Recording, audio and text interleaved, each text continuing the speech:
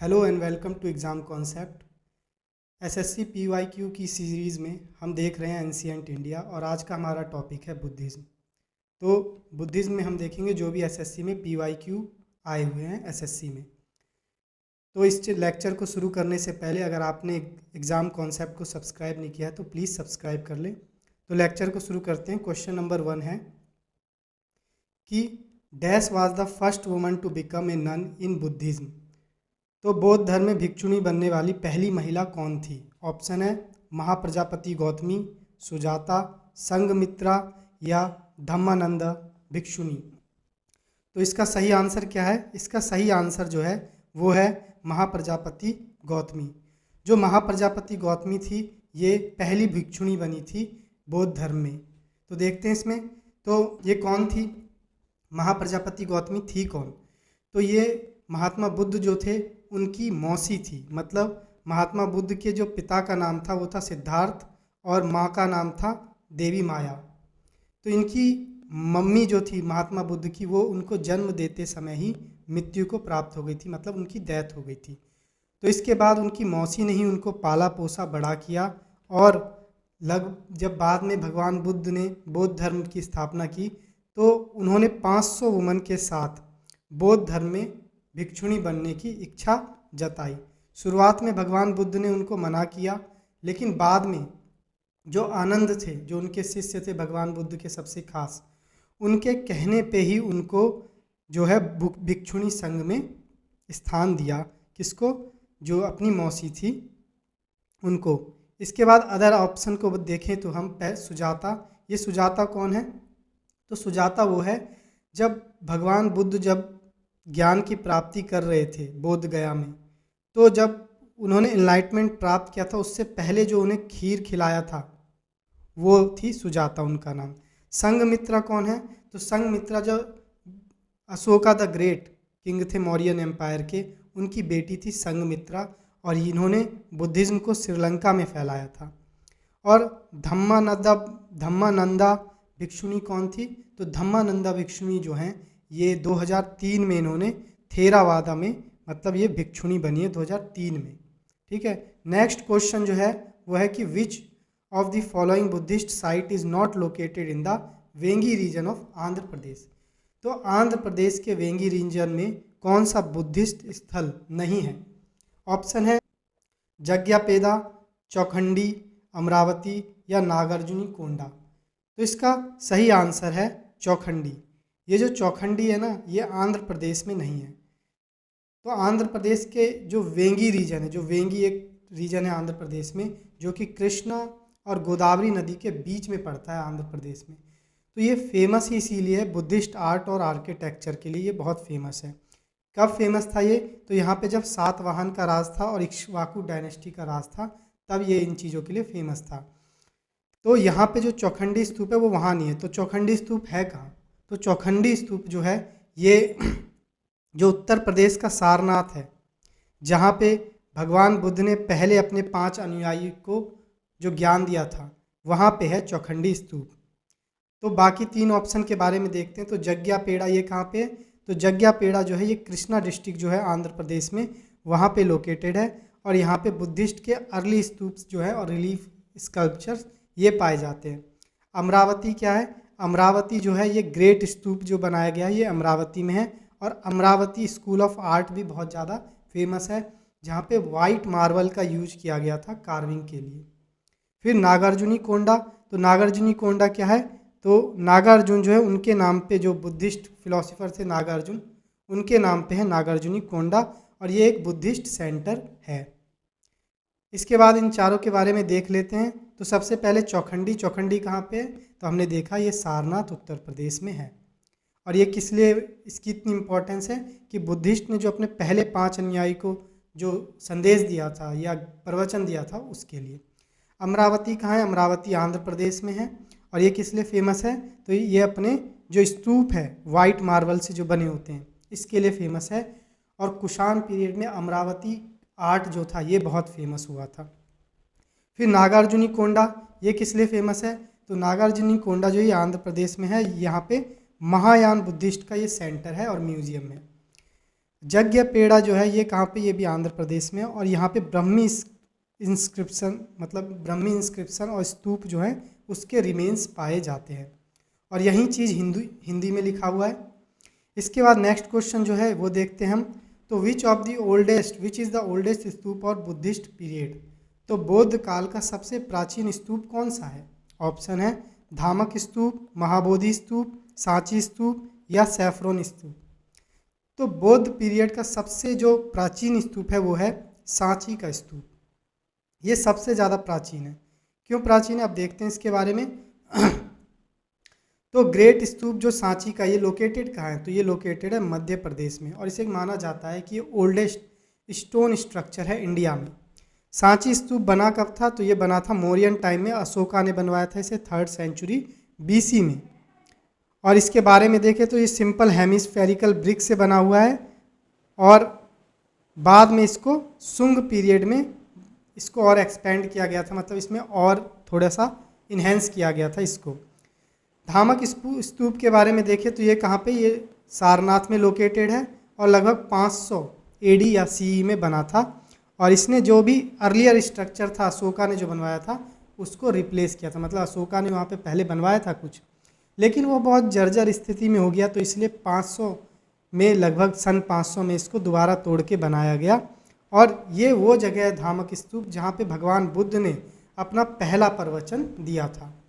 इसके बाद हम देखते हैं महाबोधि टेम्पल। तो महाबोधि टेम्पल कहाँ है?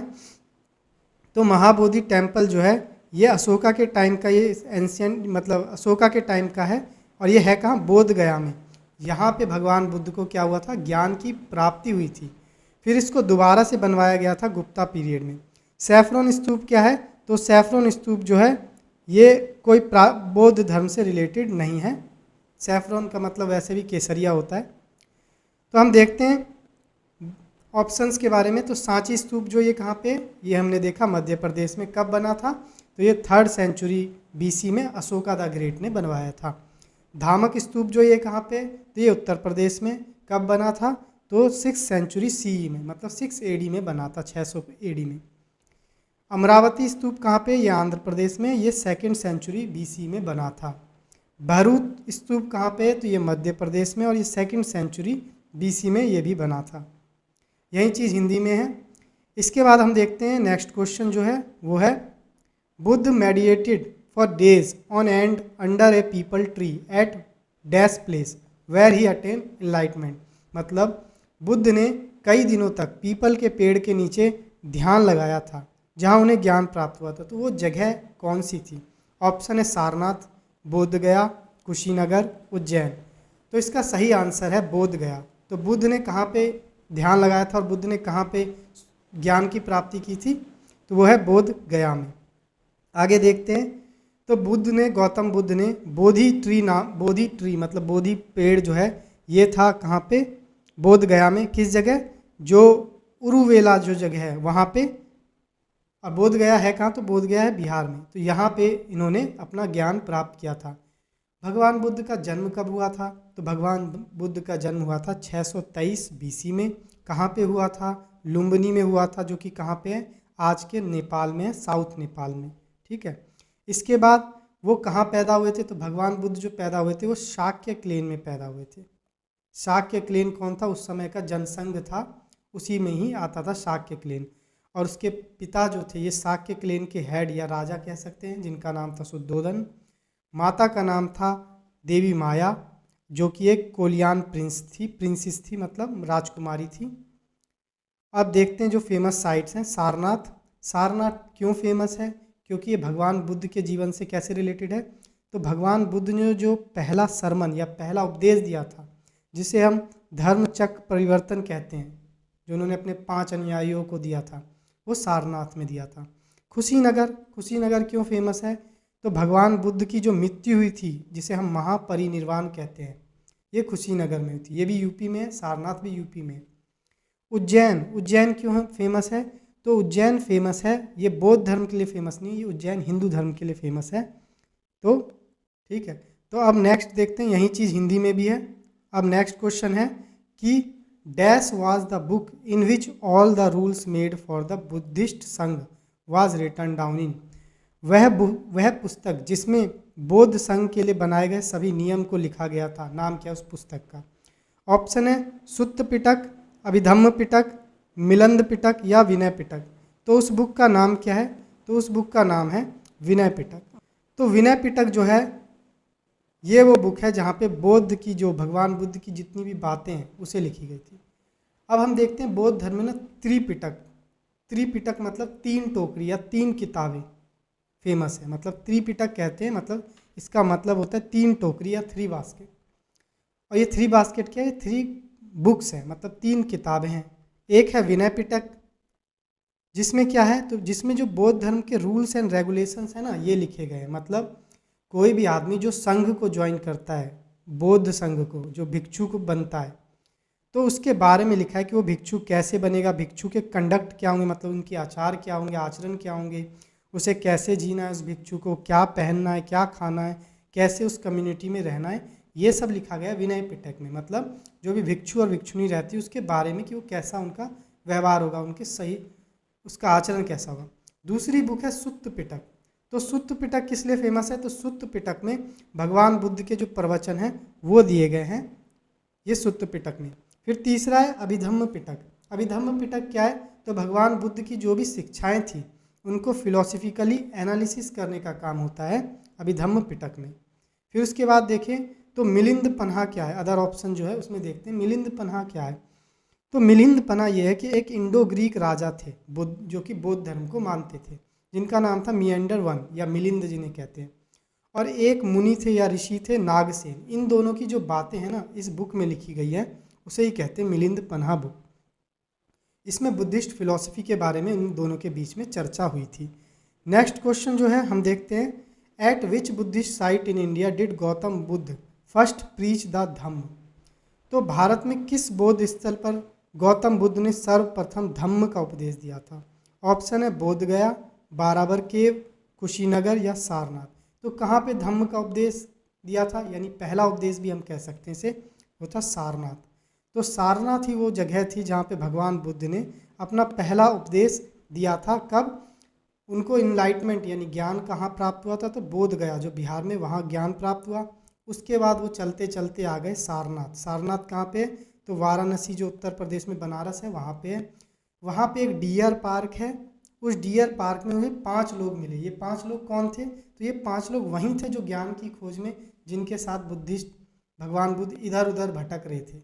लेकिन बाद में फिर उन्होंने बोला मुझे ऐसे ज्ञान होगा नहीं, तो बोधि गया के पेड़ के नीचे बैठ गए और वहाँ उन्होंने ज्ञान प्राप्त किया। जबकि ये 5 भिक्षुओं की तरह भटकते रहे।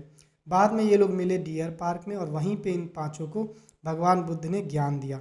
और इसी ज्ञान देने को कहते हैं धर्म चक्र परिवर्तन, यानी टर्निंग द व्हील ऑफ धर्म, या हिंदी में धर्म का पहिया घुमाना। तो टीचिंग्स क्या क्या दी थी? तो 4 नोबल ट्रूथ बताए थे भगवान बुद्ध ने, और 8 फोल्ड पाथ, मतलब उन्होंने 4 सत्य बताए थे जीवन के, और उस सत्य से निकलने के लिए 8 पाथ बताए थे, मतलब कि अष्टांगिक मार्ग जिन्हें कहते हैं वो बताए थे। तो यही जो बौद्ध धर्म की नींव जो है, मेन जो पिलर है बौद्ध धर्म का, यही चीज़ है 4 नोबल ट्रूथ और 8 जो अष्टांगिक मार्ग है उन सत्य से बचने के लिए।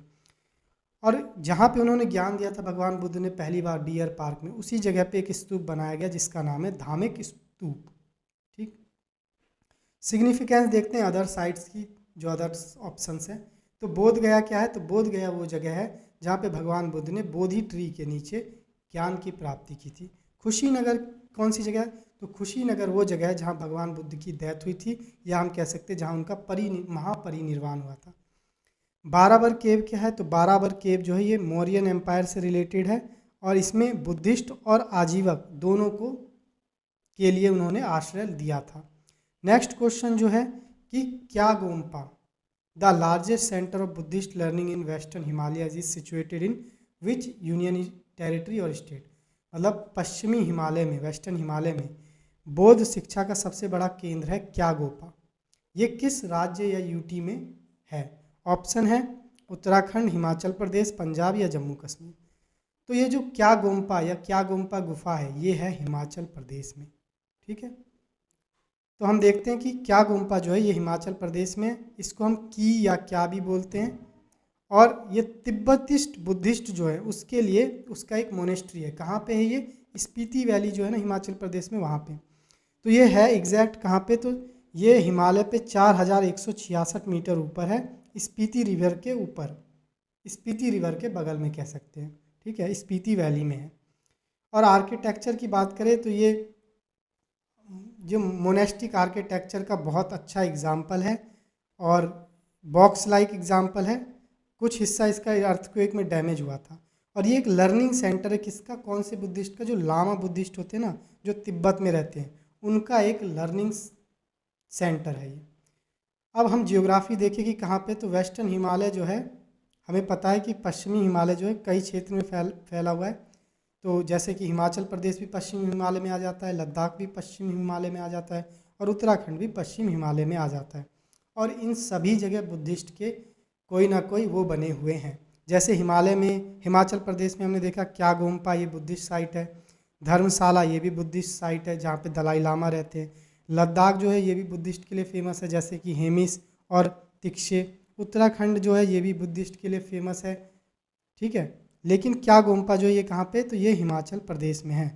नेक्स्ट क्वेश्चन है कि the place of Gautam Buddha's birth was a grove known as. Gautam Buddha का जन्म स्थान एक उपवन में हुआ था जिसका नाम क्या है?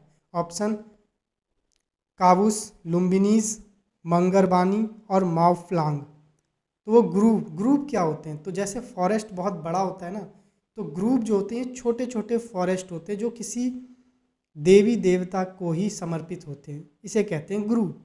ठीक है, तो भगवान बुद्ध का जन्म कौन से ग्रुप में हुआ था? तो वो ग्रुप है कहाँ पे? तो वो ग्रुप है लुम्बिनी में।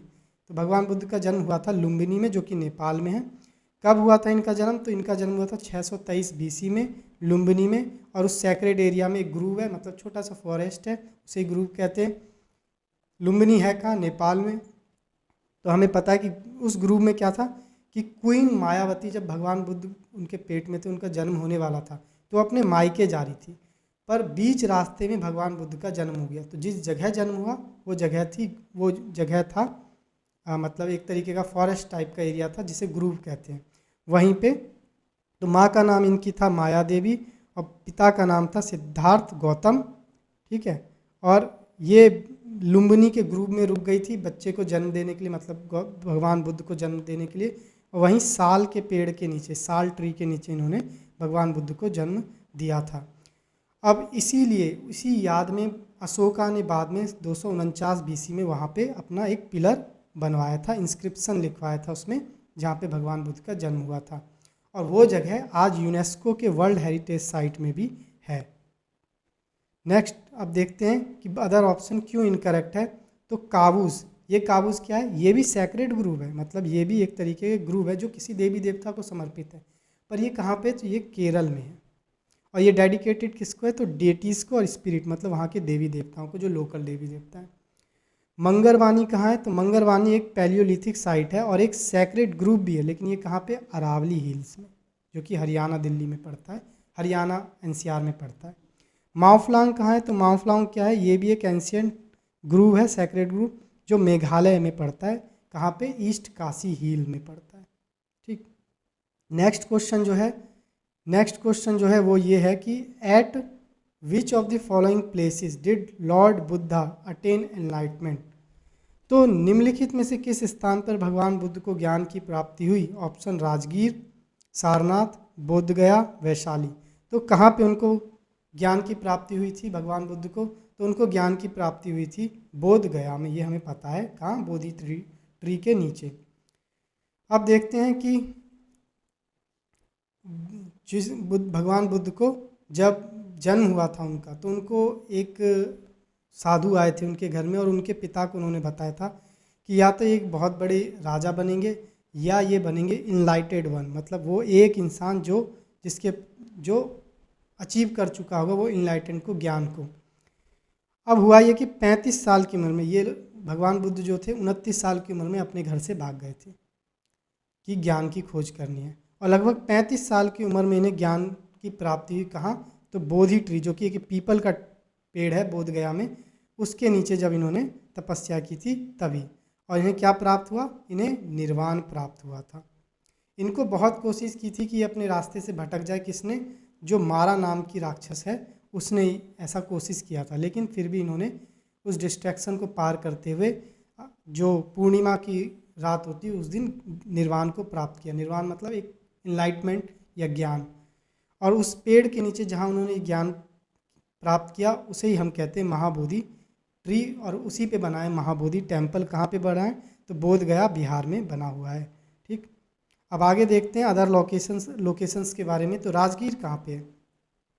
तो राजगीर जो है ये मगध जो एम्पायर था उसकी राजधानी थी, और इसको क्या कहते हैं? गृद्धकूट। यहाँ पे बुद्ध ने गृद्धकूट जो था यहाँ पे बहुत टाइम बिताया था उन्होंने। सारनाथ कौन सी जगह है? जहाँ भगवान बुद्ध ने पहला अपना प्रवचन दिया था, जिसे हम कहते हैं धम्मचक्र परिवर्तन।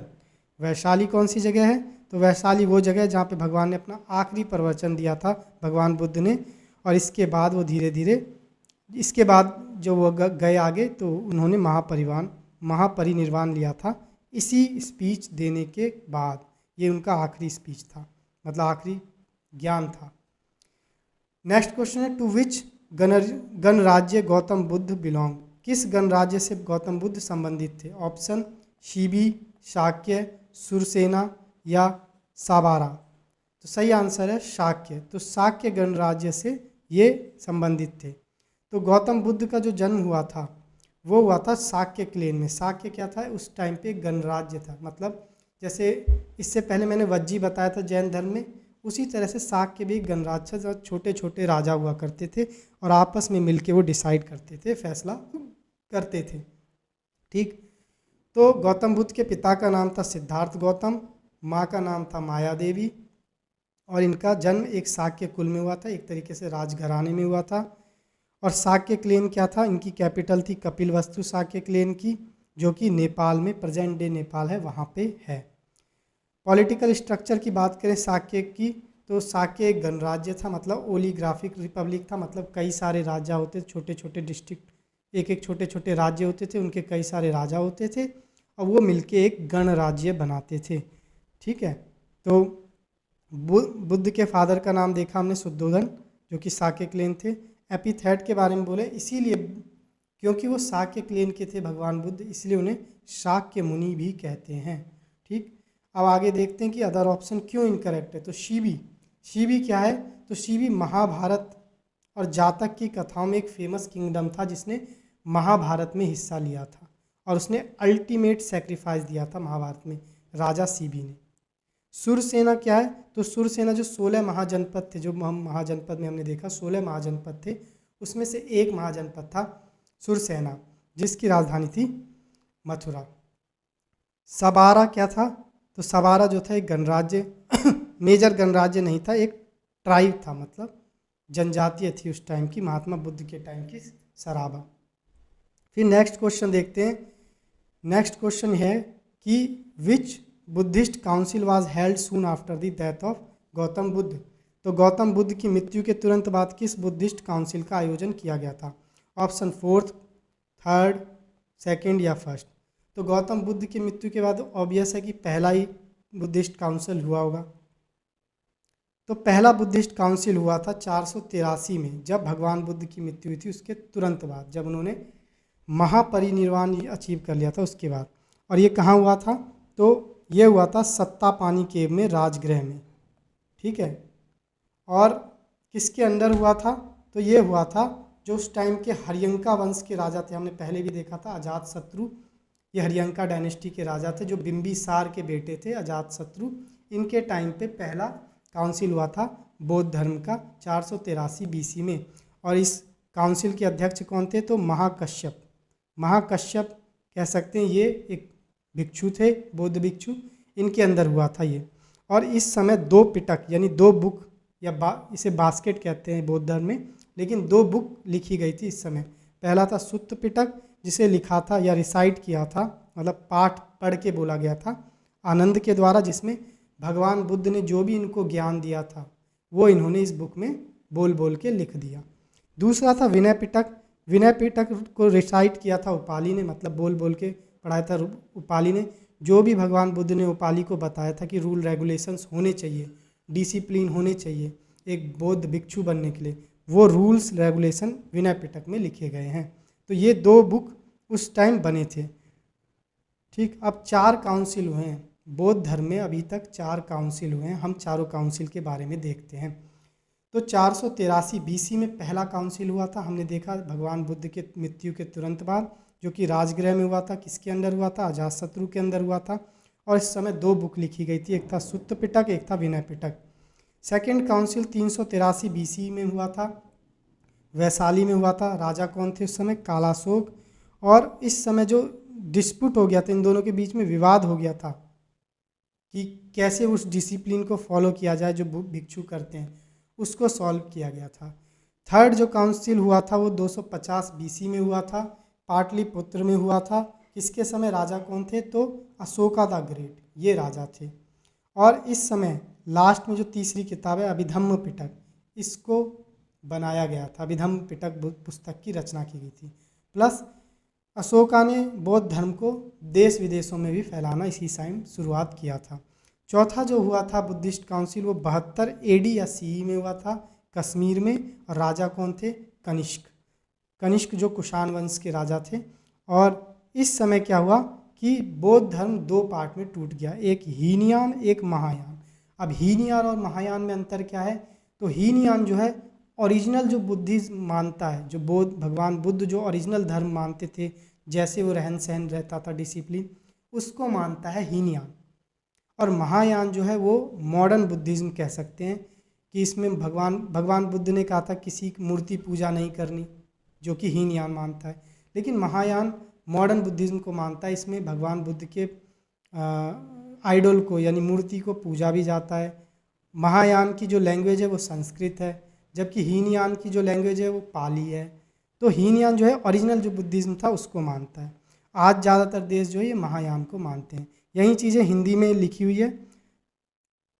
इसके बाद हम नेक्स्ट देखते हैं। नेक्स्ट क्वेश्चन है कि in which city was the third Buddhist council held? जो तीसरा बौद्ध परिषद हुआ तो किस शहर में हुआ था? तो ऑप्शन है तक्षशिला, रंगून, पाटलिपुत्र या श्रावस्ती। तो तीसरा बुद्धिस्ट काउंसिल कहाँ पे हुआ था? तो हमें पता है कि ये पाटलिपुत्र में हुआ था। पाटलिपुत्र जो आज पटना बिहार में है। तो हम देख लेते हैं चारों के बारे में, चारों काउंसिल्स के बारे में फिर से। तो पहला काउंसिल हमें पता है किसके टाइम में हुआ था? राजगृह में हुआ था, अजातशत्रु जो राजा थे उस टाइम।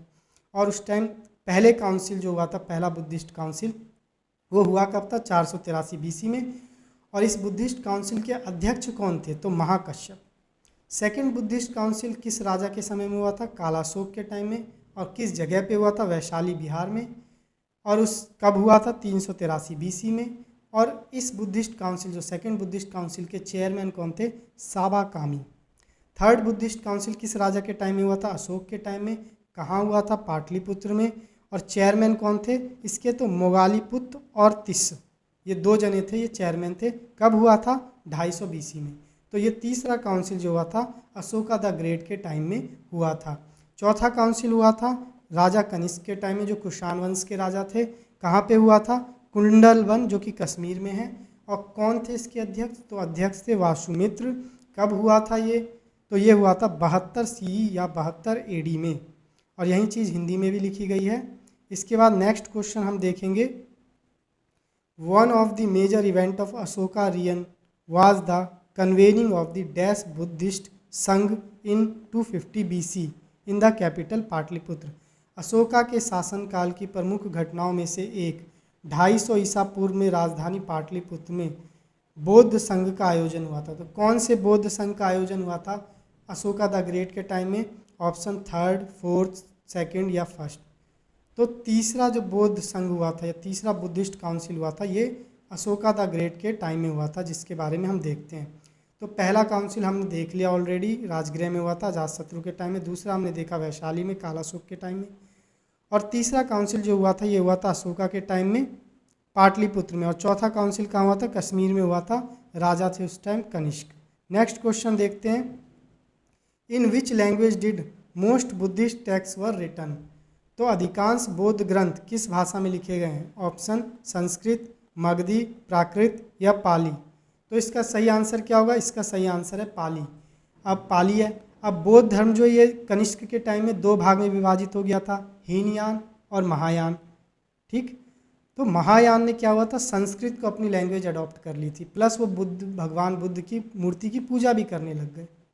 लेकिन जो हीनयान जो ओरिजिनली थे, इन्होंने क्या किया, इन्होंने वही चीज़ यूज किया जो भगवान बुद्ध के टाइम पे थी। मतलब इनकी जो लैंग्वेज थी वो पाली थी ओरिजिनली, और ये भगवान बुद्ध की मूर्ति की पूजा नहीं करते, ये बस ऐसे ही मतलब उनको बस याद करते हैं। ठीक, और तो ज़्यादातर जो ग्रंथ थे, जैसे कि हमने देखा तीनों पिटक जो थे, विनय पिटक, अभिधम्म पिटक और एक और पिटक था, तीनों जो बुक थी ना, ये तो चौथा काउंसिल जो हुआ था कनिष्क के टाइम में, उससे पहले ये तीनों बुक लिखी गई थी। तो इसलिए ये तीनों बुक पहले ही लिखी गई थी, तो वो ज़्यादातर बुक तो पाली लैंग्वेज में ही लिखी गई थी, क्योंकि महायान बना ही चौथे काउंसिल में था जाके। ठीक, अब पाली जो है मोस्ट कॉमन लैंग्वेज हुआ करती थी जब बुद्धिस्ट स्क्रिप्चर की मोस्ट कॉमन लैंग्वेज पाली है, और प्लस उस टाइम जो लोग बोलते थे ना, कॉमन लोग, वो भी पाली लैंग्वेज बोलते थे। पाली लैंग्वेज एक मिडल इंडो आर्यन लैंग्वेज है, और ये प्रकृति से निकली है। प्राकृतिक लैंग्वेज हमने देखा था जैन धर्म में ये प्राकृतिक लैंग्वेज हुआ करती थी, तो बस उसी से ही धीरे धीरे पाली लैंग्वेज निकली है, और ये कॉमन लैंग्वेज, कॉमन लोग यानी कॉमन पीपल, आम आदमी बोलते थे। 3 पिटक हैं हमने देखा था, तो वो भी क्या किस में लिखी गई है, पाली में लिखी गई है। लैंग्वेज देखें तो ज़्यादातर प्रीफर इन्होंने क्या किया, पाली ही किया है, हमने देखा भी। अदर ऑप्शन के बारे में देखें तो संस्कृत क्यों नहीं होगा, तो संस्कृत हमें पता है जब चौथा काउंसिल हुआ था और महायान बुद्धिज़्म बना था, तो महायान बुद्धिज़्म जो है उनकी बुक्स जो हैं वो लिखी गई है संस्कृत में। जैसे अश्वघोष जो महायान बुद्धिज़्म के भिक्षु थे, इन्होंने लिखी थी बुक संस्कृत में। मगधी क्या थी, तो मगधी वो लैंग्वेज थी जहाँ पे भगवान बुद्ध ने हालांकि मगधी भाषा में भी उपदेश दिया है, पर यही मगधी जो है ना आगे चल के पाली लैंग्वेज बन गई। पाली लैंग्वेज में कुछ चीज़ें प्राकृतिक लैंग्वेज की भी है, लेकिन पाली लैंग्वेज जो पुराना रूप है ना इसका मगधी ही है। मगधी ही ओरिजिनल पाली थी, मतलब मगधी लैंग्वेज ही आगे चल के पाली लैंग्वेज बनी थी। प्रकृति तो हमें पता है कि ये लैंग्वेज क्या थी, पाली जो है टेक्निकली क्या है, प्राकृतिक लैंग्वेज ही है। प्रकृति लैंग्वेज ही आगे चल के बस उसका नाम पाली कर दिया है। प्रकृति लैंग्वेज थी, उसमें से कई सारी चीज़ें पाली लैंग्वेज में लिखी गई है, और पाली लैंग्वेज को ही मगधी लैंग्वेज कहते थे, और जब बौद्ध धर्म के टाइम में उसका नाम पाली लैंग्वेज पड़ गया बस। तो हमें ये पता है। तो अब देखते हैं सारे लैंग्वेज के बारे में। तो पाली लैंग्वेज जो है इसमें थेरावाद बुद्धिस्ट जो ओल्डेस्ट फॉर्म था, हीनयान में भी, जैसे हीनयान महायान 2 यान है बौद्ध धर्म को अगर हम तोड़ेंगे तो एक हीनयान एक महायान। महायान बना था जब चौथा काउंसिल हुआ था, लेकिन महायान बनने से पहले जो हीनयान था ना उसमें भी कई सेक्ट थे।